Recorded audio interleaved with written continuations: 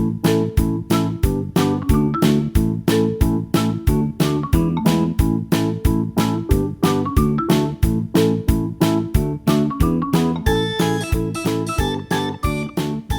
day, everyone. Again, I am Attorney Bendrick A. Maralit, and I am your instructor in this course, The Life and Works of Jose Rizal. So we are now on our Module 1. And of course, this Module 1 consists of different lessons designed to introduce to you the Jose Rizal that we're talking about, our national hero. And of course, the ordinary and extraordinary individual in the person of Jose Rizal, the one immortalized in our memory as a Filipino people. And of course, this module will surely help you as students to determine kung ano nga ba yung naging buhay ni Jose Rizal at ano yung significance ng buhay na meron siya para sa bawat isa sa ating mga Filipino.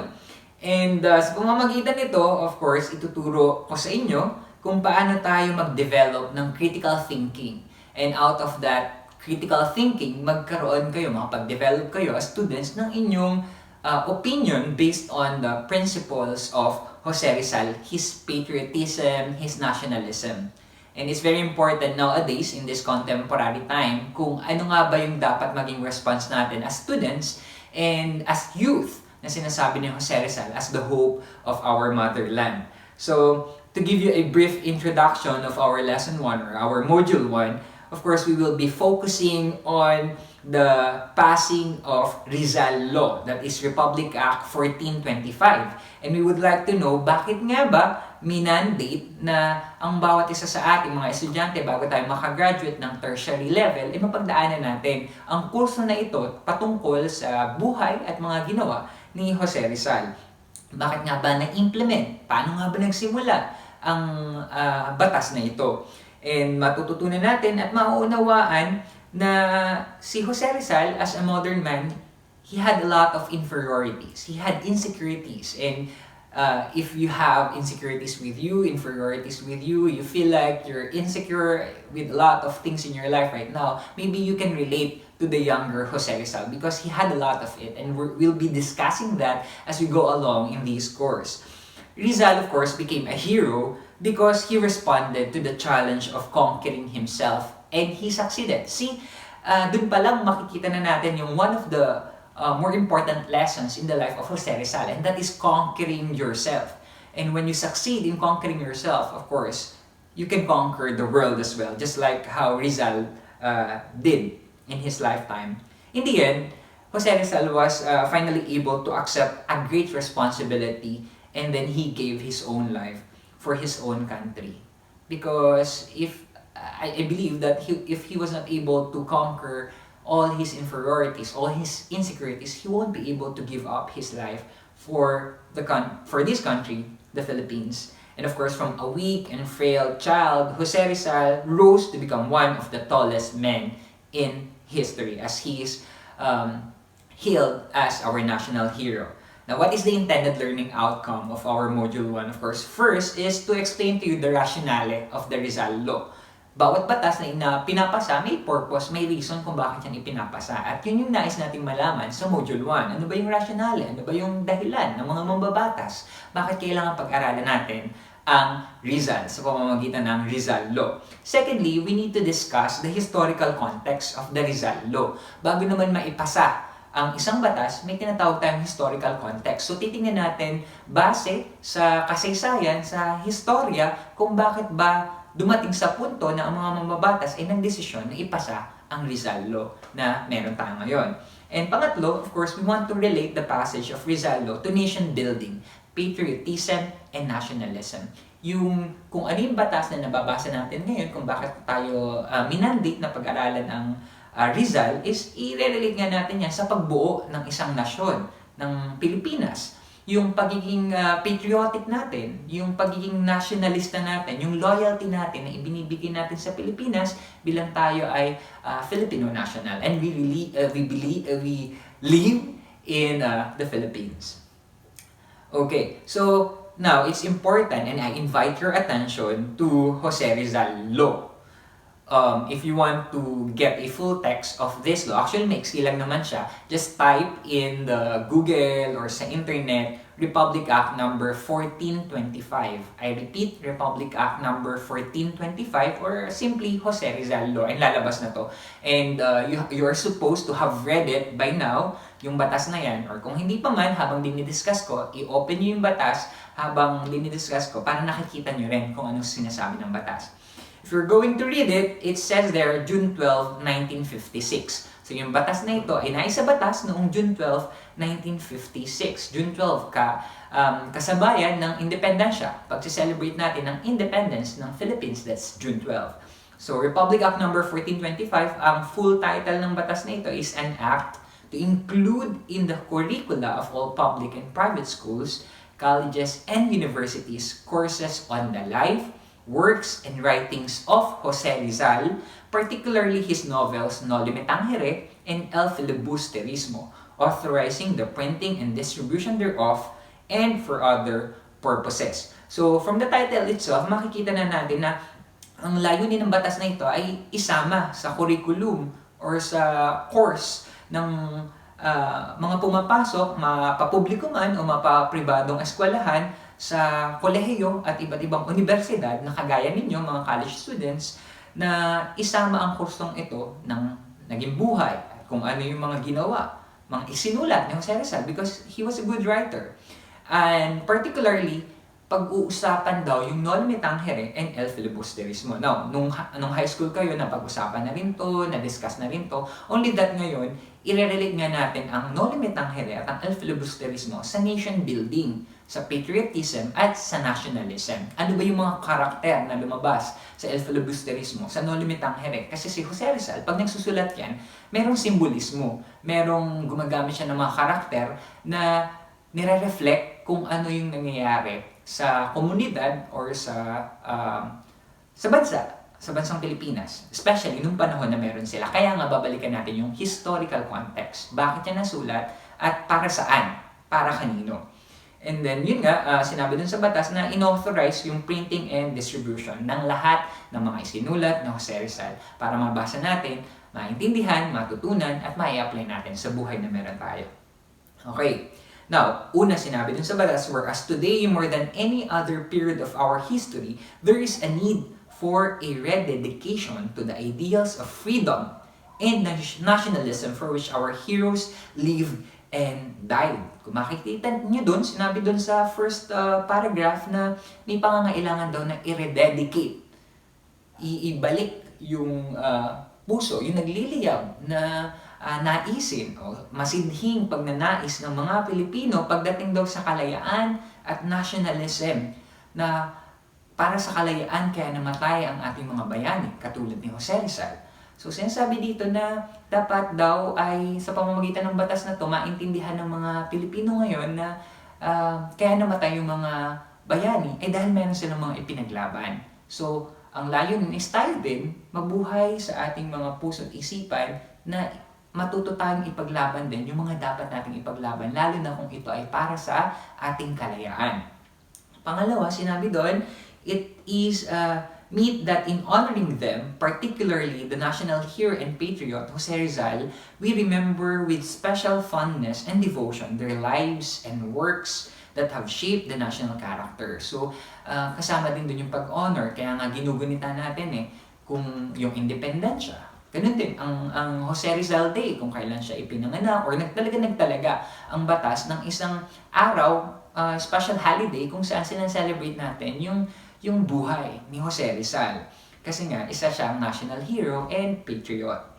Pangatlo, sinabi doon, the life, works, and writing of Jose Rizal, particularly his novels No Limitangere and El Filibusterismo, are a constant and inspiring source of patriotism with which the minds of the youth, katulad ninyo, especially during their formative and decisive years in school, should be suffused.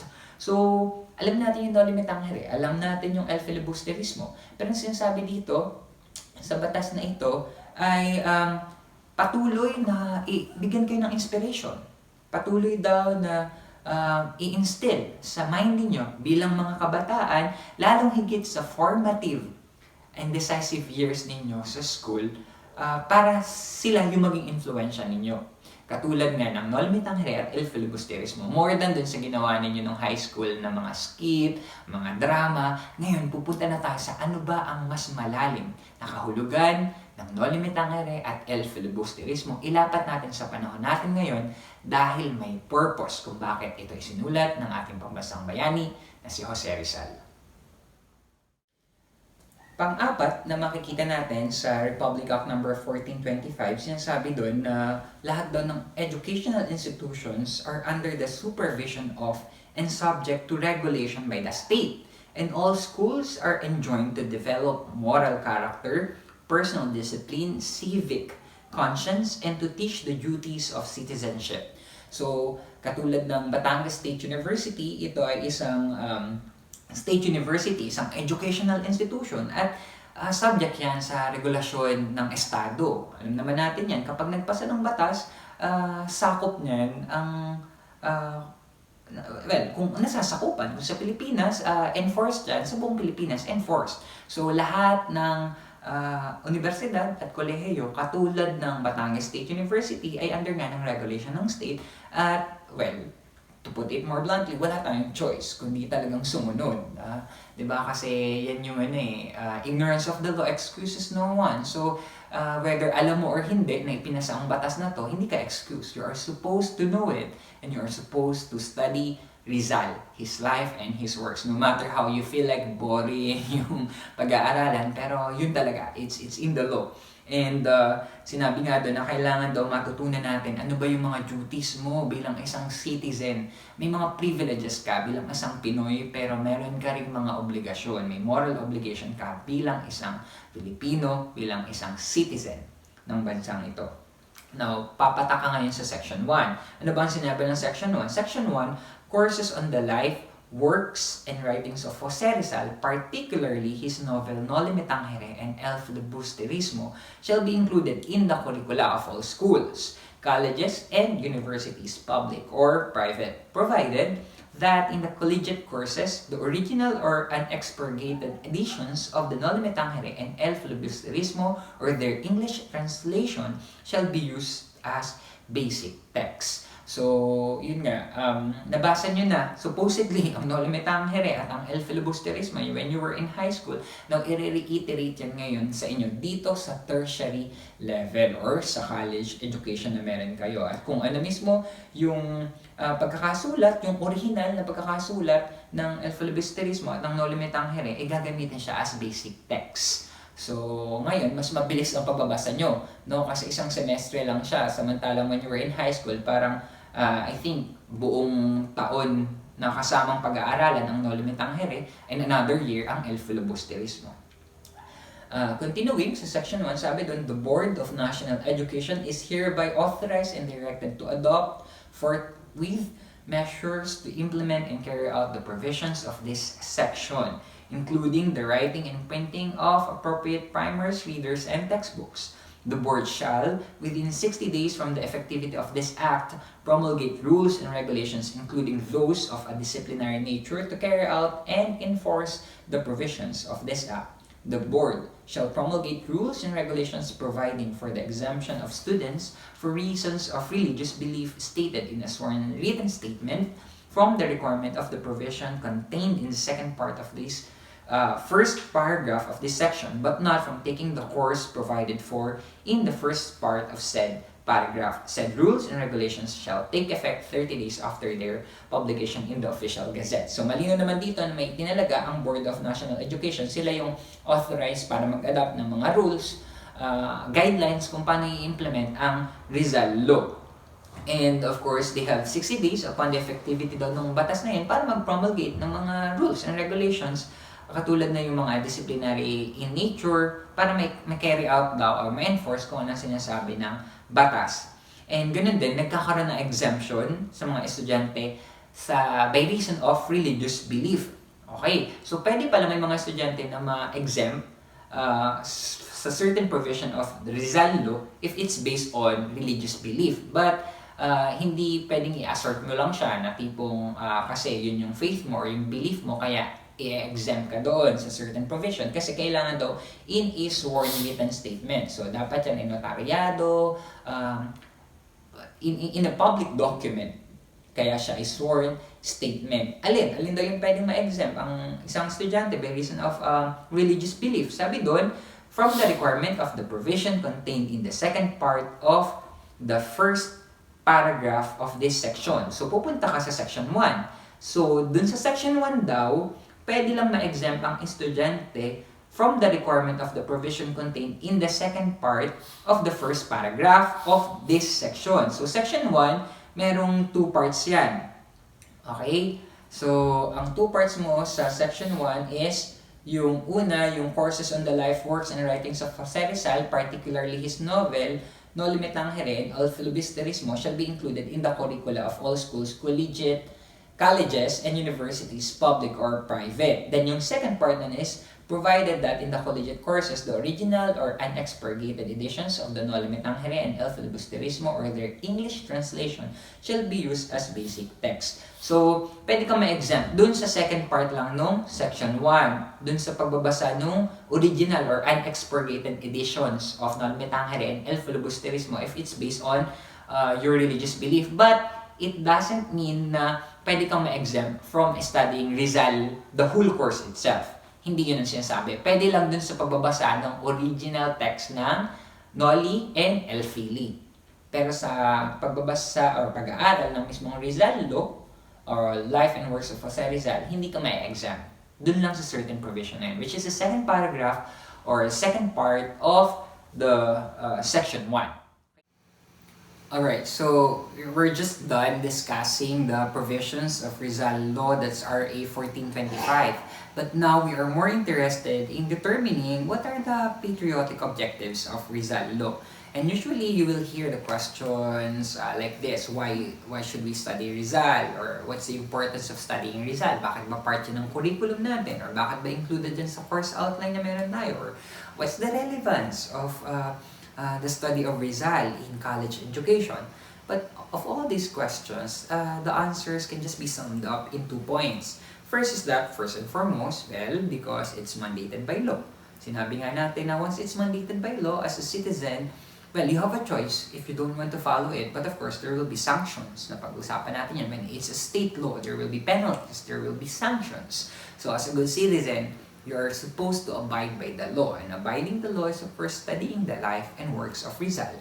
Now second, because the lessons contained within the course itself would help you talaga. Okay? So, and I want to emphasize this one, na since you're already studying the life and works of Jose Rizal, just make the most out of it. Na hindi yung tipong you'll drag yourself along towards the end of the semester, the whole semester na talagang itatawid mo lang just for compliance purposes. But I encourage you, I spur you na intindihin talaga at unawain kasi meron kang matututunan sa life and works of Jose Rizal. Okay? So marami tayong matututunan dito. Again, sabi nga natin, bakit aaralin natin ang life ni Rizal? It is mandated by law. Sabi ko nga kanina, it was enacted in June 12, 1956 and of course, sponsor ng batas na ito ay si Senator Jose P. Laurel. So alam natin that a law is passed or enacted through the Senate and the House of Representatives. So back then, it was Senator Jose P. Laurel who sponsored and helped para sa batas itong Rizal Law. And sabi niya noon during that time daw, merong move or merong pangangailangan para i-rededicate daw yung mga Filipino people in their patriotism and in their nationalism. And sinabi niya doon na since Rizal was the founder of Philippine nationalism and of course Rizal has contributed much to the current standing of the nation, the Philippines, then it is only right that the youth as well as the people in the country know about and learn to imbibe the great ideals for which he died. And so Rizal Law was enacted again in 1956, June 12. And it seeks to accomplish the goals to recapitulate. First is to rededicate the lives of the youth, like you, to the ideals of freedom and nationalism for which our heroes lived and died. Second is to pay tribute to our national hero for devoting his life and works in shaping the Filipino character. And then lastly, to gain an inspiring source of patriotism through the study of Rizal's life, works, and writings. And nowadays, sino ba yung masasabi mong patriotic sa bansa na meron tayo? Meron bang Rizal sa panahon natin ngayon? And that's the goal, for us to become like Rizal in the modern day or in the contemporary time that we have now. And secondly, why study Rizal? Because again, of the lessons contained within the course.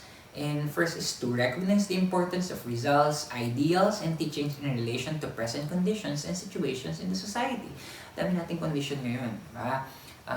When you look at the daily news, when you look in Facebook, provided hindi fake news yung binabasa ninyo, marami kayong mababasa sa society na meron tayo, may it be in the local government or in the national politics. There are a lot of issues that we have right now. And the purpose of Rizal is, of course, to look at what happened at the time of Rizal and maybe get what lessons we can learn from his time and how he reacted. And maybe we can embrace the principles right now and put it into action. No? That's one of the purposes. Second is to encourage the application of such ideals in current social and personal problems and issues. Again, sabi ko nga, marami tayong social and personal problems nowadays. So we will try to adopt all those principles, no, and apply it to the modern day that we have. Third, to develop an appreciation and deeper understanding of all that Rizal fought and died for. So, para maintindihan natin na, alam mo yun, bakit nga ba namatay si Jose Rizal? What's the deepest why of why he was willing to embrace his death? No? Meron siyang pinaglaban, and yun yung gusto nating malaman. And yung extent ng ipinaglaban ni Jose Rizal. And lastly, to foster the development of the Filipino youth in all aspects of citizenship. So, para daw, alam mo yun, maitanim sa puso't isipan ng bawat Filipino, lalong higit sa mga kabataang katulad ninyo, yung sa iba't ibang aspect ng citizenship, na maging patriotic, maging yung nationalism talaga mag-alab sa mga puso natin. And that's the reason why during your pretest, I ask you in what way you can manifest your love for your country. And there are a lot of ways that you can manifest your love for your country. As simple as you studying well, no? When you study your lessons well, when you make sure that the Filipino taxes, which is by the way being used to send you to school, would be worth it. No, by studying well, by finishing your courses, and by becoming productive members of the society. That's a way of showing your love for your country, and by filling in the gap. No, na we are not just those people who would rant, who would complain about issues, social issues, or political issues that we have right now. But more than just ranting or criticizing, we become part of the solution. No, and that's Jose Rizal himself. Okay, now there are a lot of beliefs that actually Rizal is a god, or Rizal daw would resurrect someday, and that salvation is given by Jose Rizal. Pero really, ano nga ba talaga si Jose Rizal? And sabi nga ni Nico Campo in 1969, sabi niya, reverence without understanding is for deities, not flesh and blood, heroes like Rizal. Hero worship must be both historical and critical. So, doon natin makikita na Jose Rizal was a human and a hero at the same time. So, doon sa sinabi ni Ocampo in 1969, napakaganda, no? Sinabi niya doon na kapag nire-revere mo daw yung isang personality or yung isang tao na hindi mo naiintindihan kung bakit mo siya nire-revere, it's for the deity. Para kang sumasamba sa isang Diyos-Diyosan na hindi mo talaga naiintindihan. So, kailangan daw, pag si Jose Rizal yung pag-uusapan mo, Jose Rizal ay tao, naging tao, may dugo, may katawan, katulad mo, katulad ko, na tao lang din. And yung hero worship daw must be both historical and critical. Ibig sabihin, may historical backing na hindi siya product lang ng mythology or kwentong kotsero, pero totoong nangyari. At meron ng historical backing and critical, no? You need to be critical about totoo ba na nangyari to, totoo ba na si Jose Rizal ay nag-alay ng buhay niya para sa bansa natin, totoo ba na siya nagsulat ng Elfili, ng Noli. So, well, in the case of Rizal, there are a lot of historical backing. So, again, makikita natin dito na totoo. He was a human and a hero at the same time, si Jose Rizal. He doesn't possess a superpower, no? Kaya niya nagawa, kaya siya naging superhero, kaya siya naging national hero. So just like you and me, ordinary person lang din siya. Pero he did what he can to attain the best that he can attain for the Filipino people. And that's also possible for you and for me. Kasi walang special potion or magic or formula kaya niya nagawa yun. He just dedicated his life, as simple as that. And we must view Rizal as an evolving personality within an evolving historical period. Just like how Jose Rizal as a child, filled with insecurities and inferiority complexes, he was able to conquer himself and to succeed and eventually attain what he can attain.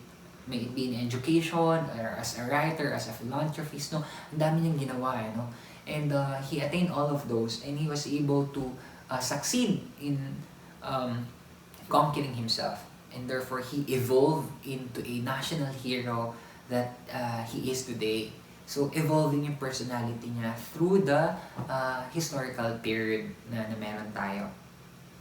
And also, many of social criticisms ni Jose Rizal are still valid today because certain aspect of our life is still carryover of the feudal and colonial society of his time. So, daming social criticisms ni Jose Rizal. When you read his novels, Elfili, Noli Me Tangere, ang dami niyang characters na meron kang pinatatamaan, no? Satirical kasi yan, guys, no? So, hindi lang yan parang fiction, pero meron merong association yan sa totoong tao na meron siyang criticism. For example, Ben Zaib.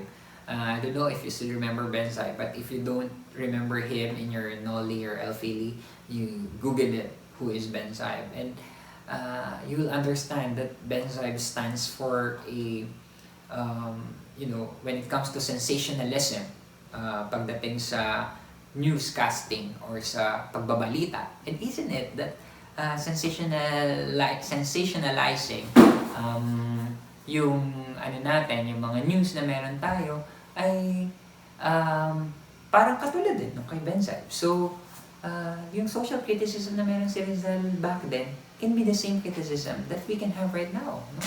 Kaya nagkaroon ng issue ng closure ng ABS-CBN, etc. Kasi allegedly daw, nagsasensationalize, etc.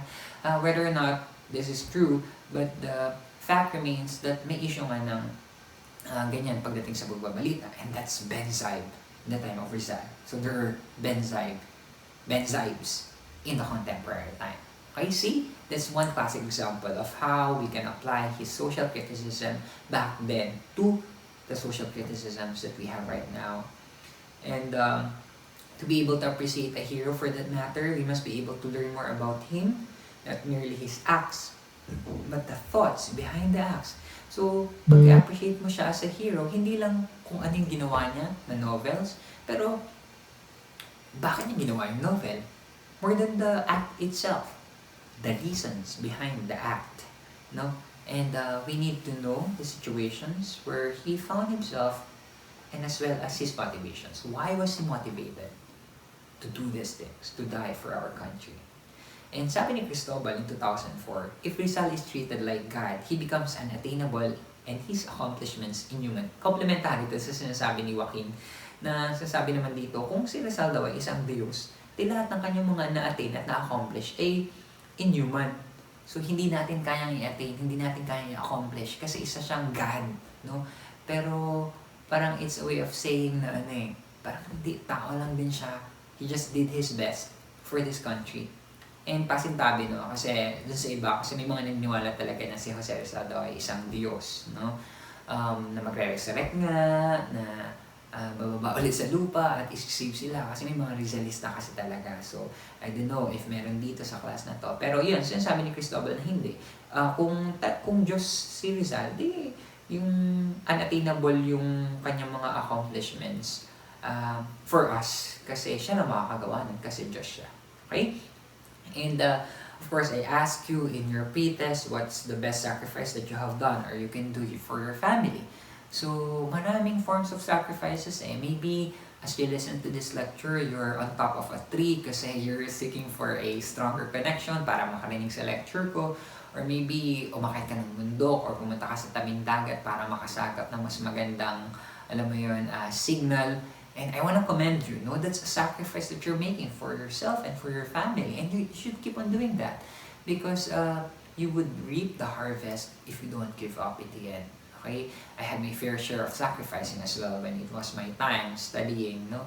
And, you needed to juggle work, tutorial services, or applying for scholarships just so you can finish your studies. So those are simple sacrifices that you can do even for your family. And for the meantime, kailangan magsakripisyo. Kasi bandang huli, alam mo magbubunga yan para sa sarili mo at para sa pamilya mo.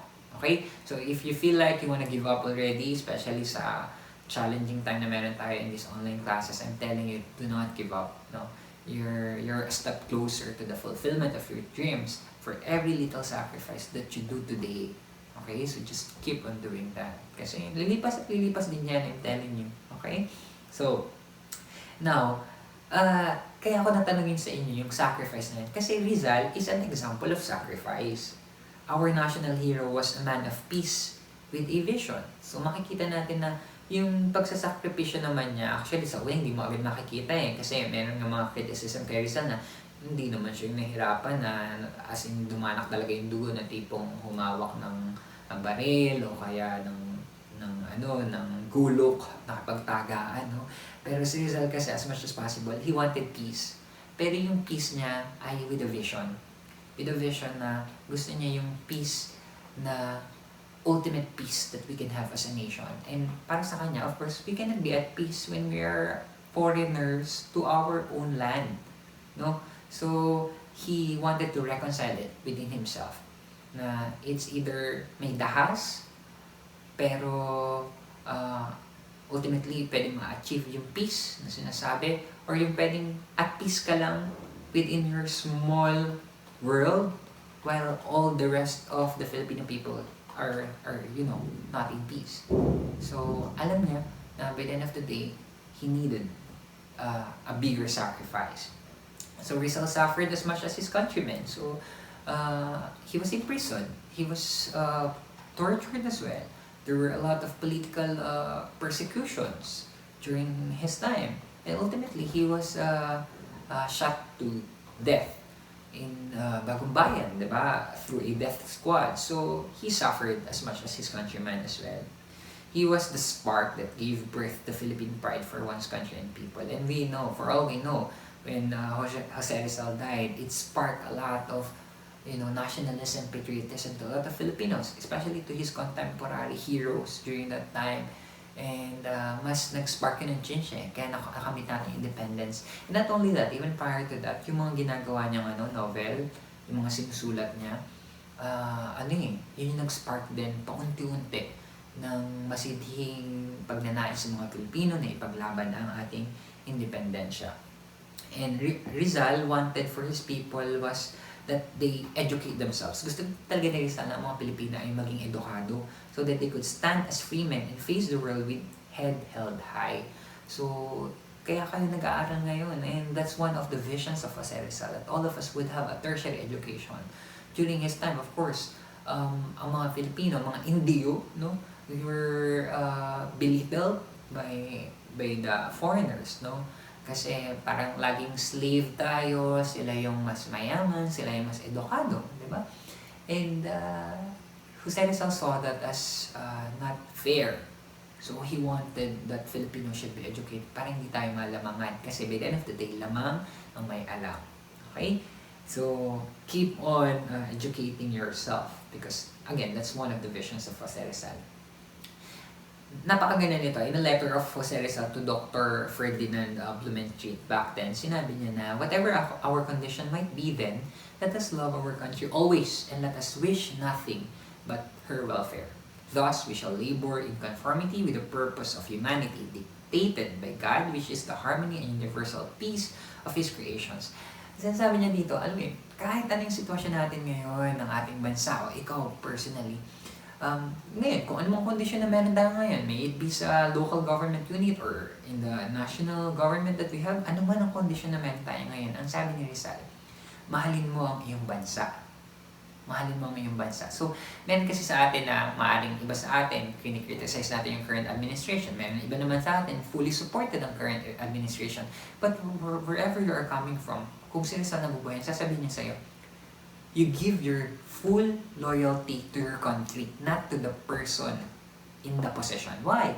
Kasi yung mga taong yan, yung mga niluklok na yan sa ngayon, lilipas at lilipas din yan. Matatapos ang termino, matatapos ang administration, but the country remains. So, ang point lang dito ni Jose Rizal is whoever in the possession, you should be loyal to your country. And being loyal to your country is to criticize, to call out what has to be called out and what has to be criticized. And to commend, to praise. What is praiseworthy? Kung ano yung magandang nagagawa, edi i-praise mo. Pero kung ano yung mga maling nagagawa, i-call out mo. Hindi ba ganun lang kasimple? Hindi tayo fanaticism na you follow, pero yung sinabi na nga ni Joaquin kanina, if you follow someone without understanding or without being historical or critical about it, then parang yung fanaticism.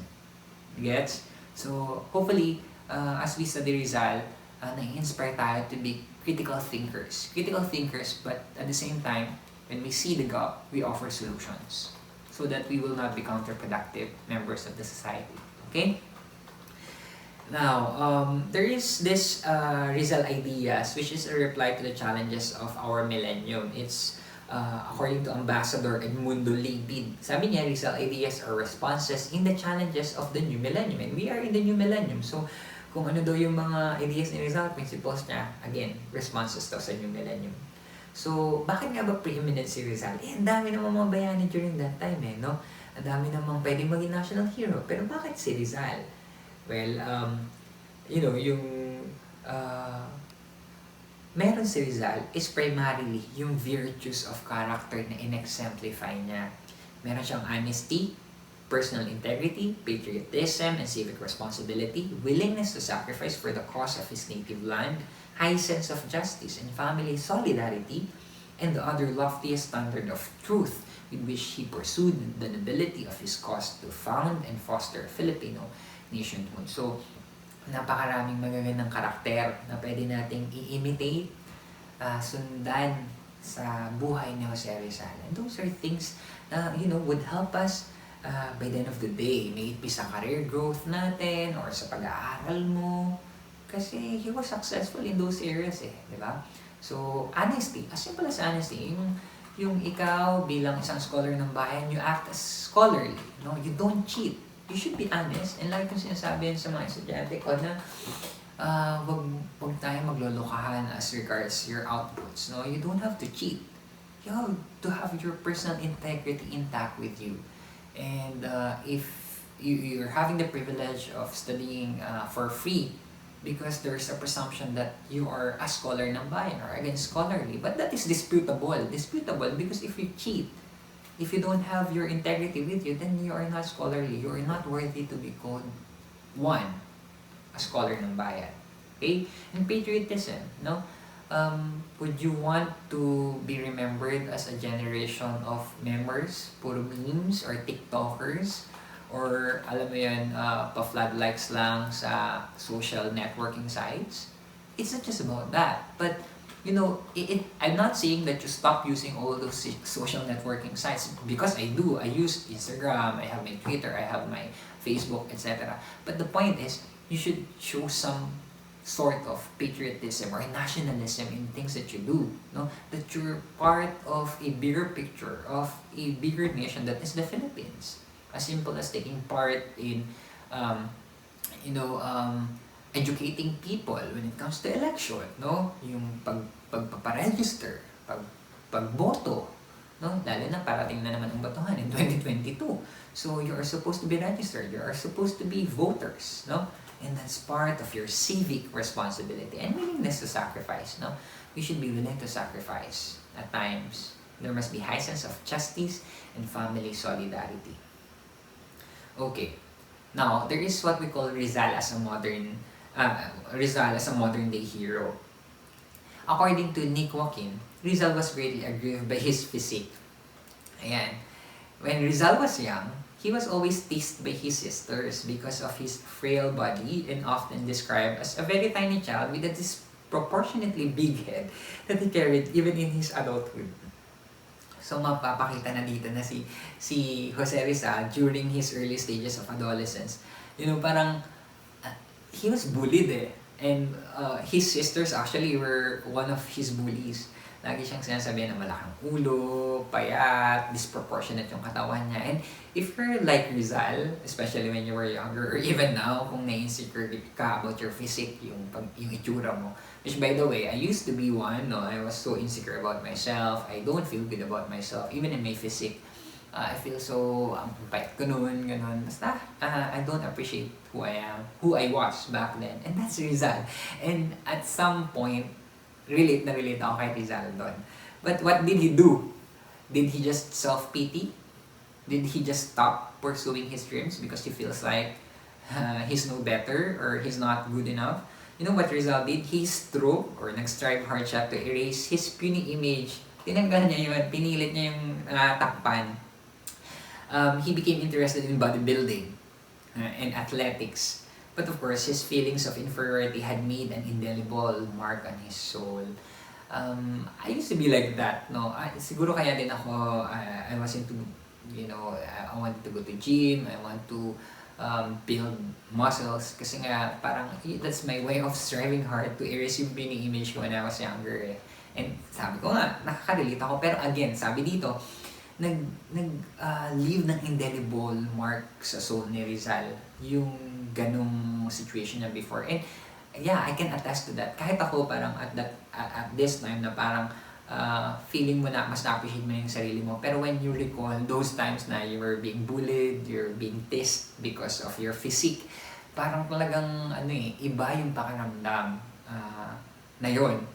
You have two choices eh. Either yung bullying na yun or yung teasing na yun would drag you down na hindi ka na lang magpupunyagi, or you conquer yung kung ano yung sinasabi nila. Kasi by the end of the day, alam mo naman na hindi ka naman mapapakain or hindi ka naman mapapatagumpay o mapapagtapos ng mga sinasabi nila. So darating yung point talaga na you would just stop minding kung ano sinasabi ng iba. Just be a better person, a better version of who you are. And that's what Rizal actually did.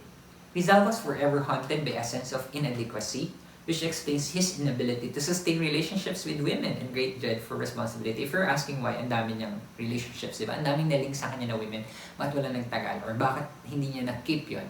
Well, sabi din sa mga study, yung sense of inadequacy niya, he was being haunted by inadequacy. Yung parang, you're not good enough. Kasi nga, it's the people around him, it's the society that told him that you're not good enough. And because of that, he was not may mga takot siya when it comes to relationships, no? Hindi niya ma-handle ng tama. And there is a great dread for responsibility kasi again, there was a sense of inadequacy. So in that sense, ikaw ba ay nakaka-relate kay Rizal? Okay, do you have that feeling of inadequacy? Pero hindi naman ang lahat ng inferiority complexes ni Rizal ay walang positive side kasi meron. Bakit ka mo? It is his feelings of inadequacy that made him dynamic and he continually looked for ways to be better than others. Yun naman, naging competitive siya. Parang he wanted to be better.